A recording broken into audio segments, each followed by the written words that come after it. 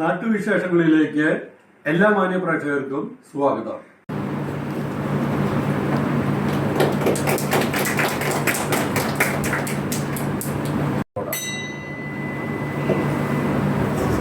ആദ്യം പ്രാർത്ഥനയാണ്. പ്രാർത്ഥനയ്ക്കായിട്ട് ശ്രീ വേദലക്ഷ്മി. പുതുവത്സരാഘോഷവും കുടുംബസംഗമവും നടത്തി. Palakkad lions club of Palakkad ചേംബറിൻ്റെ പുതുവത്സര ആഘോഷവും കുടുംബസംഗമവും ഗസാല ഓഡിറ്റോറിയത്തിൽ നടന്നു. ക്ലബ്ബ് പ്രസിഡന്റ് പി ബൈജു അധ്യക്ഷത വഹിച്ചു. Charter president R Babu Suresh സ്വാഗതം പറഞ്ഞു. മുൻ പ്രസിഡന്റ് മനോജ് കുമാർ പുതിയ അംഗങ്ങളെ പരിചയപ്പെടുത്തി. തുടർന്ന് അംഗങ്ങളും കുടുംബാംഗങ്ങളും വിവിധ കലാപരിപാടികൾ അവതരിപ്പിച്ചു.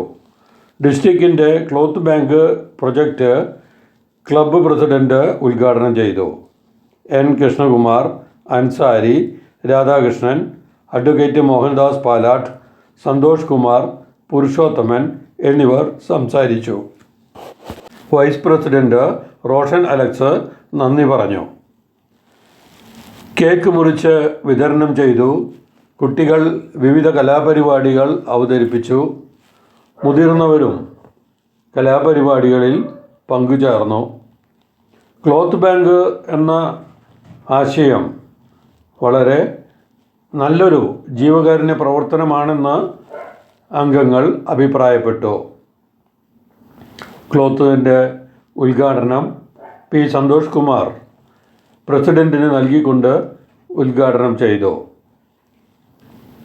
ക്ലോത്ത് ബാങ്ക് എന്ന ആശയവുമായി എല്ലാവരും സഹകരിക്കുന്നുണ്ടെന്നും സംഘാടകർ അറിയിച്ചു. ഏറ്റവും പാലക്കാട് ചേംബറിനെ കുറിച്ച് പറയുകയാണെങ്കിൽ പുതിയ മെമ്പർമാരെ കുറിച്ചുള്ളതുകൊണ്ട് തന്നെ പാലക്കാട് ചേംബർ ഏകദേശം കഴിഞ്ഞ 6 വർഷമായി പ്രവർത്തനം ആരംഭിച്ച് ഡിസ്ട്രിക്റ്റിലെ തന്നെ നമ്പർ 1 പ്രവർത്തനത്തിൽ മാറുന്ന ഒരു ക്ലബായി മാറി.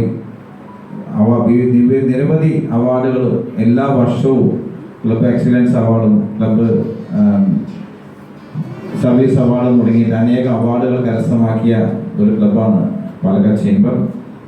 പാലക്കാട് ചേംബറിൻ്റെ പ്രവർത്തനങ്ങളിൽ വളരെ സജീവമായ പങ്കാളിത്തം അംഗങ്ങളുടെ ഭാഗത്ത് എപ്പോഴും ഉണ്ട്. നമ്മളെ സംബന്ധിച്ചിടത്തോളം നമ്മുടെ ഈ 6ാമത്തെ വർഷത്തേക്ക് കടക്കുമ്പോൾ ക്ലബിൻ്റെ ഏറ്റവും ഒരു പ്രഥമ ലക്ഷ്യമെന്ന് പറയുന്നത്, ഈ വർഷത്തെ ലക്ഷ്യമെന്ന് പറയുന്നത് ഒരു ആസ്ഥാന മന്ദിരം എന്നുള്ള ഒരു കാഴ്ചപ്പാടുമായിട്ടാണ് ക്ലബ്ബ് ഇപ്പോൾ നീങ്ങിക്കൊണ്ടിരിക്കുന്നത്. കഴിഞ്ഞ കുറച്ച് ദിവസങ്ങളായി, മാസങ്ങളായി നമ്മൾ അതിനു വേണ്ടിയുള്ള ഒരു ശ്രമത്തിൻ്റെ ഭാഗമായി ഒരു നല്ലൊരു സംഖ്യ നമ്മൾ മാറ്റി വെക്കാൻ നമുക്ക് കഴിഞ്ഞിട്ടുണ്ട്. സെന്ററിൽ പോയി മാസം ഫീസ് കൊടുത്തുകൊണ്ട് നമുക്ക് ഫിറ്റ്നസ് ഉണ്ടാവില്ല. നമ്മൾ എന്ത് ചെയ്യണം? ഫീസ് കൊടുത്താൽ പോരാ, റെഗുലറായിട്ട് അതിൻ്റെ പരിപാടികളിൽ നമ്മൾ അറ്റൻഡ് ചെയ്യണം. അപ്പോൾ ലയൺസിൽ നമ്മൾ ഡ്യൂസ് വന്നു, എൻ്റെ ഡ്യൂട്ടി കഴിഞ്ഞു എന്ന് കരുതരുത്. എല്ലാ പരിപാടികളിലും കുടുംബസമേതം കുട്ടികളെ കൂടെ കൊണ്ടുവന്ന് കുട്ടികളിലും ലീഡർഷിപ്പ് സ്കില്ല്, അല്ലെങ്കിൽ അവർക്ക് എന്താ പറയുക, ഈ സ്റ്റേജ് ഫിയർ മാറ്റാൻ, അല്ലെങ്കിൽ അവർക്ക് അവസരം, ഒരു പ്ലാറ്റ്ഫോം കിട്ടുകയാണ്.